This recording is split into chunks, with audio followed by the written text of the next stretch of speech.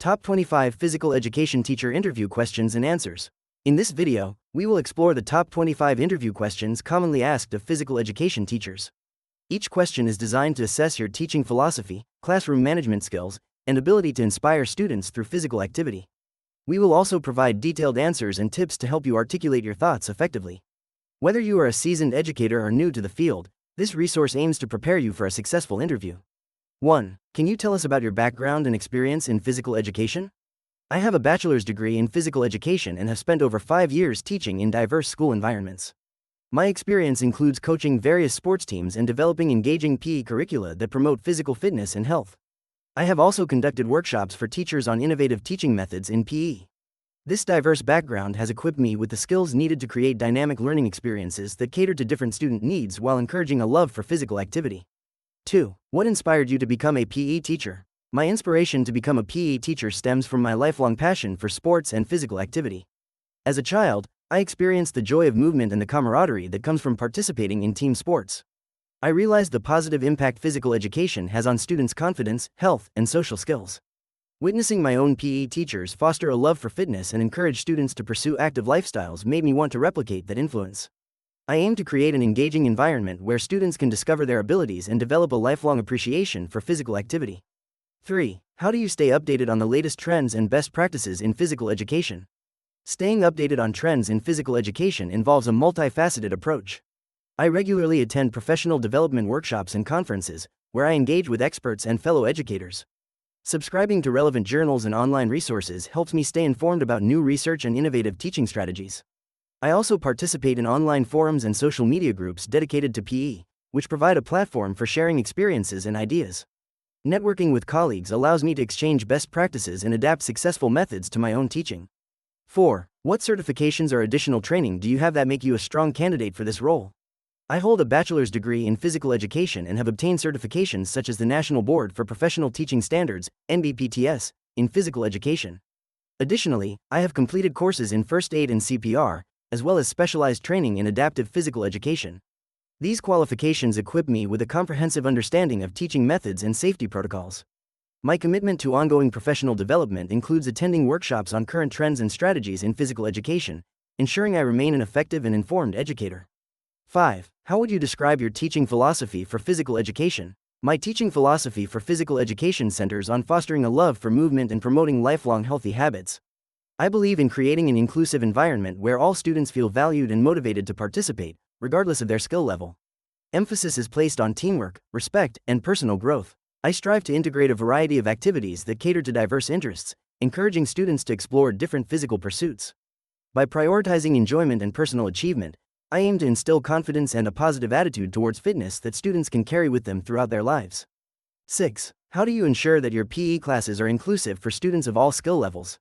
Ensuring inclusivity in PE classes involves differentiated instruction, where activities are tailored to meet varying skill levels.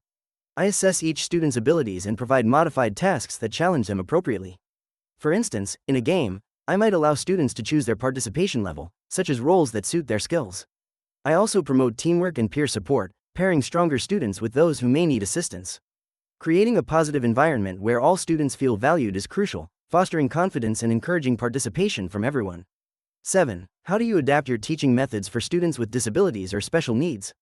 Adapting teaching methods for students with disabilities or special needs requires a flexible and individualized approach.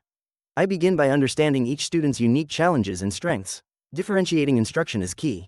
I modify activities to accommodate various skill levels and provide alternative options for participation. Utilizing visual aids, technology, and peer support can enhance engagement.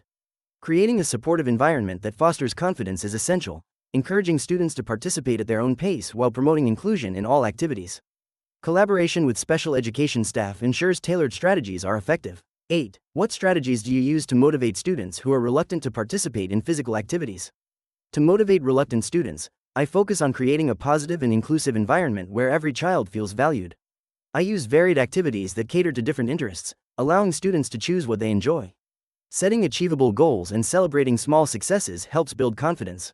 Incorporating games and teamwork fosters a sense of belonging. Additionally, I often share personal stories of overcoming challenges in physical activities, encouraging students to step out of their comfort zones and try new things. Regular feedback and encouragement can make a significant difference in their willingness to participate. 9. How do you design a PE curriculum that aligns with state, national standards? Designing a PE curriculum that aligns with state and national standards involves several key steps. First, I conduct a thorough review of the relevant standards to understand the expectations for student learning. Next, I incorporate a variety of activities that promote physical literacy, teamwork, and personal fitness. I also emphasize skill development and knowledge of health concepts. Regular assessments are important to gauge student progress and ensure alignment with these standards. Collaboration with colleagues and participation in professional development helps to refine the curriculum and stay current with best practices. 10. Can you give an example of a successful lesson or unit you've taught and why it worked well? One successful lesson I taught was a unit on cooperative games aimed at building teamwork and communication skills. Students participated in activities like the Human Knot and Trust Fall. These games required collaboration and problem solving, fostering a supportive environment. I noticed increased engagement and enthusiasm as students encouraged one another, breaking down barriers. The success stemmed from setting clear objectives, promoting inclusivity, and providing positive feedback, which helped students feel valued and motivated throughout the unit. 11. How do you incorporate health and wellness education into your PE classes? Incorporating health and wellness education into my PE classes involves integrating lessons on nutrition, mental health, and physical fitness. I utilize interactive discussions and activities that highlight the importance of a balanced diet, hydration, and exercise. Incorporating guest speakers, such as nutritionists or health coaches, provides students with insights into making healthy choices. Additionally, I create projects that encourage students to set personal health goals and reflect on their progress. This holistic approach fosters a deeper understanding of healthy living beyond physical activity, empowering students to make informed choices throughout their lives. 12. How do you balance competitive sports with non-competitive physical activities in your program? To balance competitive sports with non-competitive physical activities, I strive to create an inclusive environment that values participation and enjoyment. I incorporate a variety of activities catering to different interests and skill levels, ensuring that competitive sports are complemented by non-competitive options like fitness challenges, dance, or cooperative games. This approach encourages all students to engage and find joy in physical activity, regardless of their competitive spirit. By emphasizing teamwork and personal growth, students learn valuable life skills alongside athletic abilities. 13. How do you maintain discipline and ensure safety during PE classes? Maintaining discipline and ensuring safety in PE classes involves establishing clear expectations from the outset.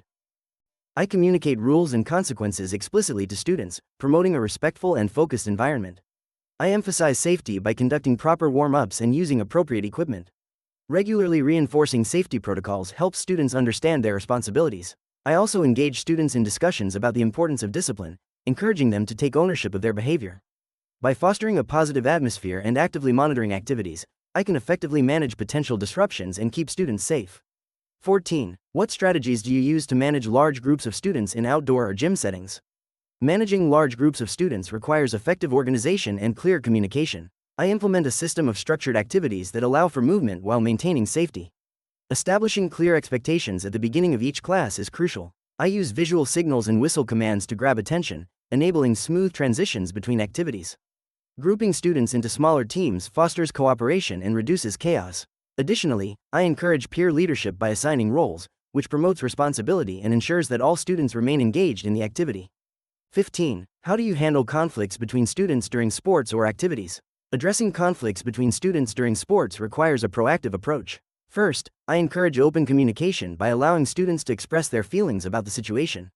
This helps them understand each other's perspectives. I then guide them in discussing the issue calmly, emphasizing respect and teamwork. If necessary, we review the rules and values of the game, reinforcing the importance of sportsmanship.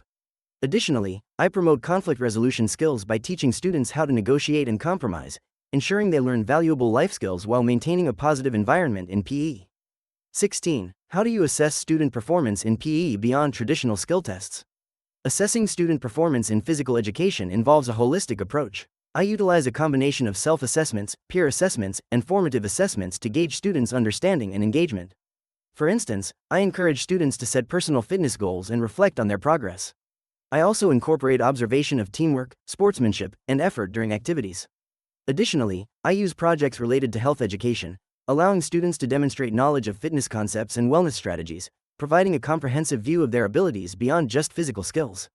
17. How do you track and report student progress in physical education? To track and report student progress in physical education, I utilize a combination of formative and summative assessments. This includes regular skill assessments, participation logs, and self-assessments where students reflect on their performance.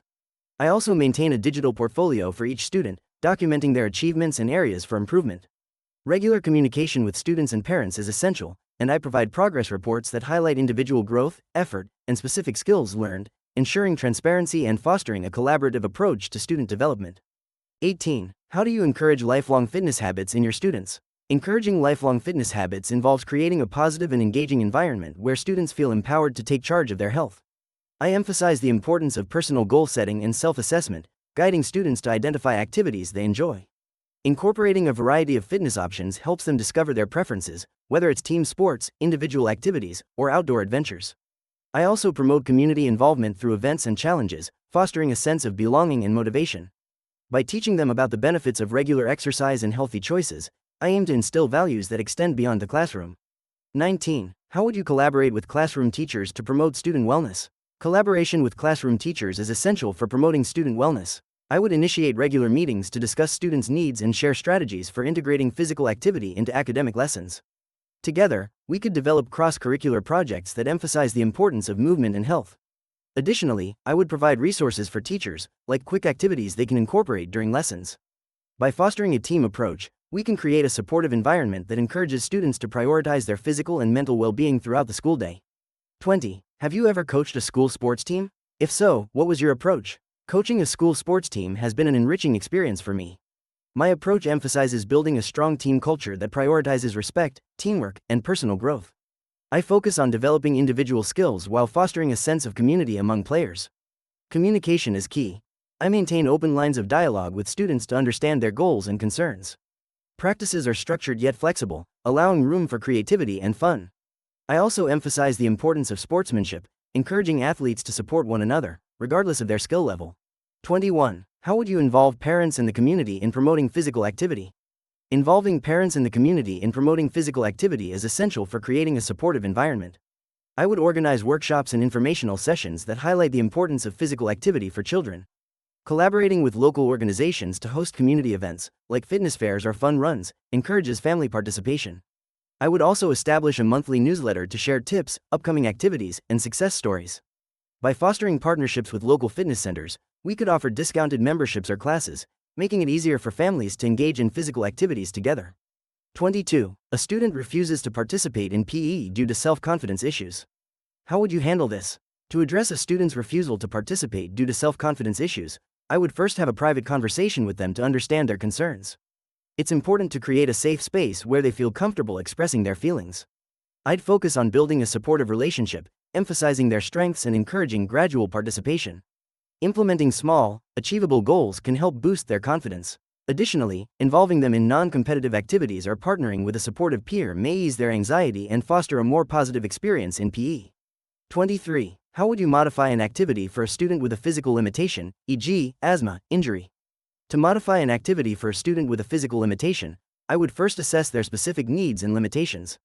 For instance, if a student has asthma, I would ensure that they have access to their inhaler and allow them to take breaks when needed. I might adapt the intensity of the activity, offering lower impact alternatives that still engage the student. Additionally, I would incorporate activities that focus on skill development rather than competition, ensuring that the student feels included and can participate comfortably without feeling pressured. 24. If a parent complains that PE takes away from academic learning time, how would you respond? In response to a parent's concern about PE impacting academic learning time, I would explain the critical role physical education plays in a child's development. Research shows that regular physical activity enhances cognitive function, improves focus, and boosts academic performance. I would emphasize that PE promotes not only physical health but also social skills, teamwork, and discipline, which are essential for success in academics and life. I would invite the parent to observe a class, highlighting the integration of physical and mental wellness, reinforcing the value that PE adds to their child's education. 25. What would you do if you noticed a student struggling with obesity or poor fitness levels? If I noticed a student struggling with obesity or poor fitness levels, my first step would be to approach the situation with sensitivity and empathy. I would have a private conversation with the student to understand their feelings and any barriers they may be facing. Encouraging regular physical activity through enjoyable, non-threatening exercises would be essential. I would also collaborate with the student's parents, offering resources and support for healthy habits at home. Creating a supportive environment in class, where all students can feel comfortable participating, is vital to fostering their confidence and motivation. In this video, we've explored the top 25 physical education teacher interview questions and answers that will help you prepare for your upcoming interviews. Understanding these questions can give you the confidence you need to showcase your skills and passion for teaching. Remember, preparation is key to making a great impression. If you found this video helpful, please like it and consider subscribing for more valuable content. Your support helps us continue to provide useful resources for educators like you.